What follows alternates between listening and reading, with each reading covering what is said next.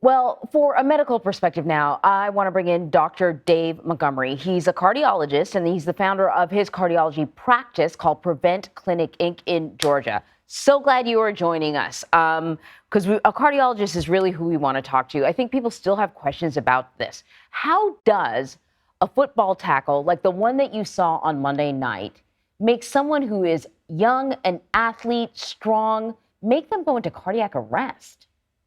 Yeah, good morning to you, Anne Marie, and otherwise healthy, right? So, I think the two possibilities to me are this one that we've been talking about a lot called commotio cordis, which just is Latin for a chaotic heart rhythm. It's when you get an impact right at the wrong time in the cardiac cycle. Remember, the electricity causes the heart to beat.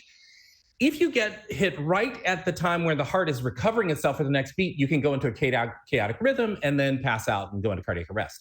I think that's possible. But when I went frame by frame, Anne Marie, there's still to me the distinct possibility that he sustained a blow to the jaw, which is still a part of your head, and sustained an acute brain injury, kind of like a concussion. Now, I know that that is speculation, but here's the connection in medicine. We know that you can have a traumatic cardiac arrest from a traumatic brain injury. Now, it's rare, but you can have it. Again, no insult to the heart itself, but to the brain. And I think the thing that made me think about this, if I could say this, is when he stood, he adjusted his helmet and then he went back. He didn't hold his chest. Circumstantial, but I still think it's a possibility. That is a fascinating observation. We're learning a little bit more about what he endured. His uncle spoke and said that Hamlin's heart had to be restarted twice, once on the field and then again when he was at the hospital. As a cardiologist, what does that tell you?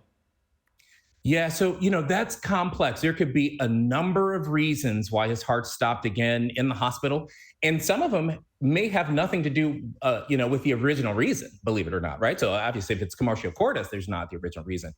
But what it does for the doctors that are taking care of him in the critical care unit they give them some prognosis data, and all eyes are on his recovery right now.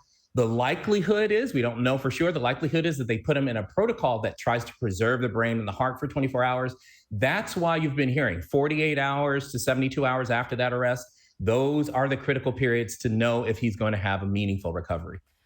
So I know one of the things that I was talking about with some of the other people here at work was after seeing something like that, I have a daughter and I thought, I'm glad I don't have a son because this question of participating in football, would really be concerning. But it's not just football. It's not, all of these sports can be dangerous. Should parents who have kids playing sports be concerned about a similar type of injury? Yeah, Anne-Marie, you hit it right on the head. I think the biggest takeaway for all of us as we pray for Hamlin is to make sure that even your kids in lacrosse and volleyball and soccer and softball, that's male and female, right? That you go and you advocate for an AED in that athletic center, on the field, on the court, somewhere. It saves lives. Here's the other part. Wait, what's an AED? What's an AED?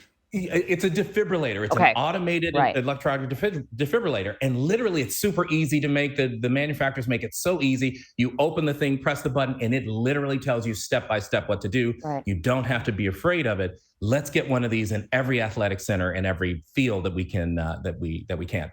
Here's the other part.